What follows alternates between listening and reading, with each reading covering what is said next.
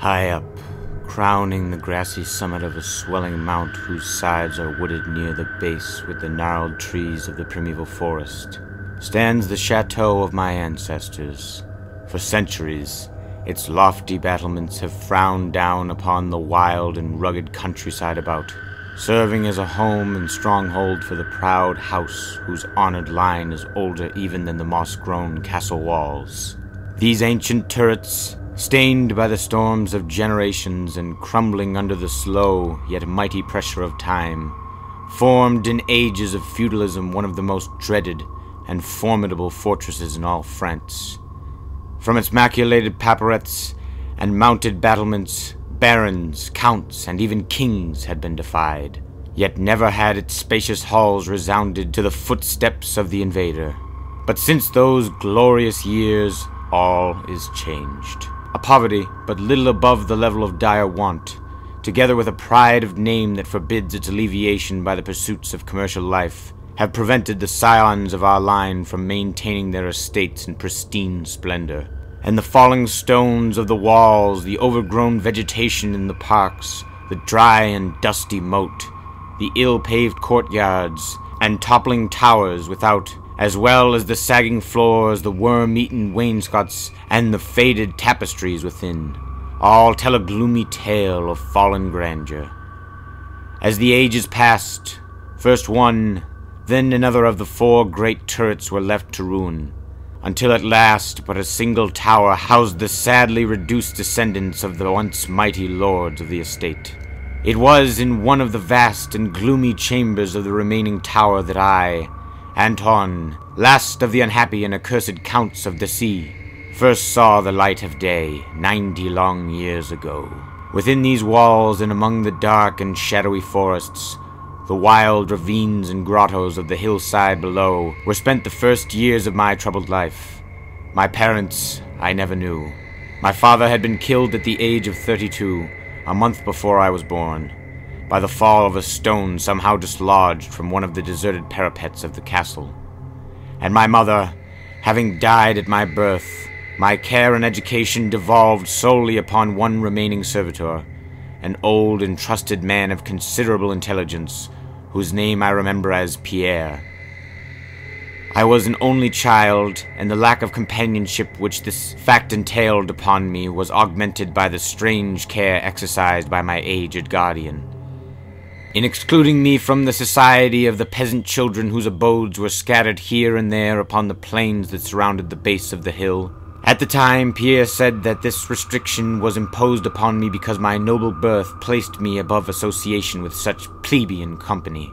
Now I know that its real object was to keep from my ears the idle tales of the dread curse upon our line that were nightly told and magnified by the simple tenantry as they conversed in hushed accents in the glow of their cottage hearths. Thus, isolated and thrown upon my own resources, I spent hours of my childhood in poring over the ancient tomes that filled the shadow-haunted library of the chateau, and in roaming without aim or purpose through the perpetual dust of the spectral wood that clothed the side of the hill near its foot. It was perhaps an effect of such surroundings that my mind early acquired a shade of melancholy. Those studies and pursuits which partake of the dark and occult in nature most strongly claimed my attention. Of my own race I was permitted to learn singularly little, yet what small knowledge of it I was able to gain seemed to depress me much. Perhaps it was at first only the manifest reluctance of my old preceptor to discuss with me my paternal ancestry that gave rise to the terror which I ever felt at the mention of my great house.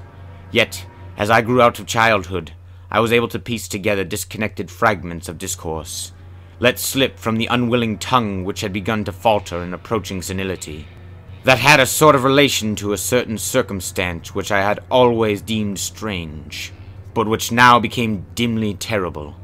The circumstance to which I allude is the early age at which all the counts of my line had met their end. Whilst I hitherto considered this but a natural attribute of a family of short-lived men, I afterward pondered long upon these premature deaths, and began to connect them with the wanderings of the old man, who often spoke of a curse which for centuries had prevented the lives of the holders of my title for much exceeding the span of 32 years. Upon my 21st birthday, the aged Pierre gave to me a family document which he said had for many generations been handed down from father to son, and continued by each possessor. Its contents were of the most startling nature, and its perusal confirmed the gravest of my apprehensions. At this time, my belief in the supernatural was firm and deep-seated. Else I should have dismissed with scorn the incredible narrative unfolded before my eyes. The paper carried me back to the days of the 13th century, when the old castle in which I sat had been a feared and impregnable fortress. It told of a certain ancient man who had once dwelled on our estates, a person of no small accomplishments, though little above the rank of peasant, by name Michael, usually designated by the surname of Mouvet, the evil, on account of his sinister reputation. He had studied beyond the custom of his kind, seeking such things as the philosopher's stone or the elixir of eternal life, and was reputed wise in the terrible secrets of black magic and alchemy. Michael Mouvet had one son named Charles, a youth as proficient as himself in the hidden arts, who had therefore been called Le Sorcier, or the Wizard. This pair, shunned by all honest folk, was suspected of the most hideous practices. Old Michael was said to have burnt his wife alive as a sacrifice to the devil, and the unaccountable disappearance of many small peasant children was laid at the dreaded door of these two. Yet, through the dark natures of the father and son ran one redeeming ray of humanity.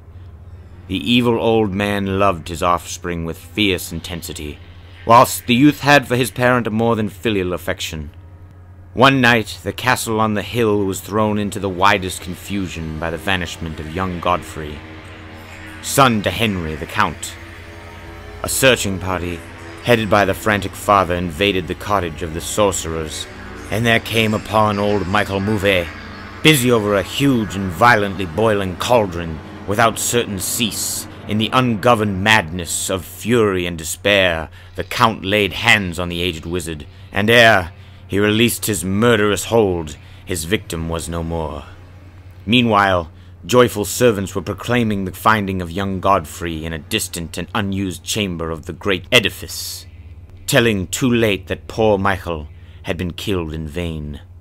As the Count and his associates turned away from the lowly abode of the alchemist, the form of Charles Le Sorcier appeared through the trees. The excited chatter of the menials standing about told him what had occurred, yet he seemed at first unmoved at his father's fate, then slowly advanced to meet the Count.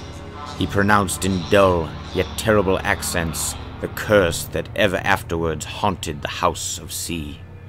May ne'er a noble of thy murderous line survive to reach a greater age than thine, spake he, when suddenly, leaping backwards into the black woods, he drew from his tunic a vial of colorless liquid, which he threw into the face of his father's slayer as he disappeared behind the inky curtain of the night. The Count died without utterance, and was buried the next day, but little more than 32 years from the hour of his birth. No trace of the assassin could be found, though relentless bands of peasants scoured the neighboring woods and the meadowland around the hill.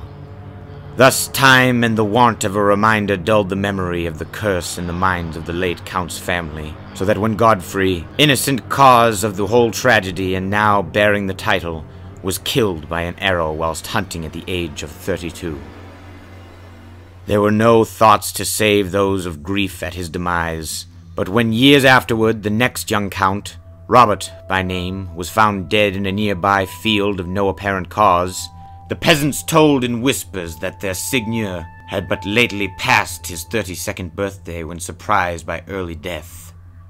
Louis, son to Robert, was found drowned in the moat at the same fateful age, and thus down through the centuries ran the ominous chronicle. Henry, Robert, Antoine, and Armand, snatched from happy and virtuous lives when little below the age of their unfortunate ancestor at his murder. That I had left at most but 11 years of further existence was made certain to me by the words which I had read. My life, previously held at small value, now became dearer to me each day, as I delved deeper and deeper into the mysteries of the hidden world of black magic. Isolated as I was, modern science had produced no impression upon me, and I labored as in the Middle Ages, as rapt as had been old Michael and young Charles themselves in the acquisition of demonological and alchemical learnings. Yet read as I might, in no manner could I account for the strange curse upon my line. In unusually rational moments I would even go so far as to seek a natural explanation, attributing the early deaths of my ancestors to the sinister Charles the Sorcier and his heirs. Yet, having found upon careful inquiry that there were no known descendants of the Alchemist, I would fall back to occult studies, and once more endeavor to find a spell that would release my house from its terrible burden. Upon one thing I was absolutely resolved. I should never wed, for, since no other branch of my family was in existence, I might thus end the curse with myself. As I drew near the age of 30, old Pierre was called to the land beyond. Alone I buried him beneath the stones of the courtyard, about which he had loved to wander in life. Thus was I left to ponder on myself as the only human creature within the great fortress, and in my utter solitude my mind began to cease its vain protest against the impending doom, to become almost reconciled to the fate which so many of my ancestors had met. Much of my time was now occupied in the exploration of the ruined and abandoned halls and towers of the old chateau, which in youth fear had caused me to shun, and some of which old Pierre had once told me had not been trodden by human foot for over 4 centuries. Strange and awesome were many of the objects I encountered. Furniture, covered by the dust of ages and crumbling with the rot of long dampness, met my eyes. Cobwebs in a profusion never before seen by me were spun everywhere, and huge bats flapped their bony and uncanny wings on all sides of the otherwise untenanted gloom. Of my exact age, even down to days and hours, I kept a most certain record, for each movement of the pendulum of the massive clock in the library told off so much of my doomed existence. At length, I approached that time which I had so long viewed with apprehension, since most of my ancestors had been seized some little while before they reached the exact age of Count Henry at his end. I was every moment on the watch for the coming of the unknown death.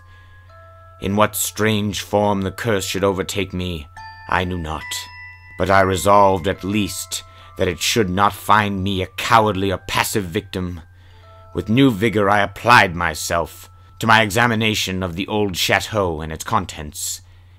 It was upon one of the longest of all my excursions of discovery in the deserted portion of the castle, less than a week before that fatal hour which I felt must mark the utmost limit of my stay on earth, beyond which I could have not even the slightest hope of continuing to draw breath, that I came upon the culminating event of my whole life.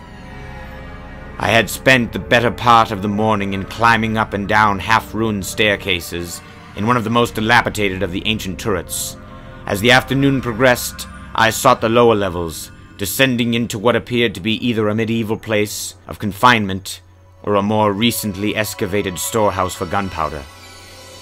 As I slowly traversed the niter-encrusted passageway at the foot of the last staircase, the paving became very damp, and soon I saw by the light of my flickering torch that a blank, water-stained wall impeded my journey.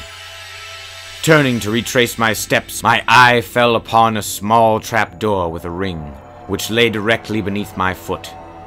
Pausing, I succeeded with difficulty in raising it, whereupon there was revealed a black aperture, exhaling noxious fumes, which caused my torch to sputter, and disclosing in the unsteady glare the top of a flight of stone steps. As soon as the torch which I lowered into the repellent depths burnt freely and steadily, I commenced my descent. The steps were many, and led to a narrow, stone-flagged passage, which I knew must be far underground. The passage proved of great length, and terminated in a massive oaken door, dripping with the moisture of the place, and stoutly resisting all my attempts to open it. Ceasing after a time my efforts in this direction, I had proceeded back some distance towards the steps, when there suddenly fell to my experience one of the most profound and maddening shocks capable of reception by the human mind. Without warning, I heard the heavy door behind me creak, slowly open its rusty hinges. My immediate sensations were incapable of analysis. To be confronted in a place as thoroughly deserted as I had deemed the old castle, with evidence of the presence of man or spirit, produced in my brain a horror of the most accurate description. When at last I turned and faced the seat of the sound, my eyes must have started from their orbits at the sight that they beheld. There, in the ancient Gothic doorway, stood a human figure. It was that of a man clad in a skull cap and long medieval tunic of dark color. His long hair and flowing beard were of terrible and intense black hue, and of incredible profusion. His forehead high beyond the usual dimensions, his cheeks deep sunken and heavily lined with wrinkles, and his hands, long, claw-like and gnarled, were of such a deadly marble-like whiteness as I have never elsewhere seen in a man.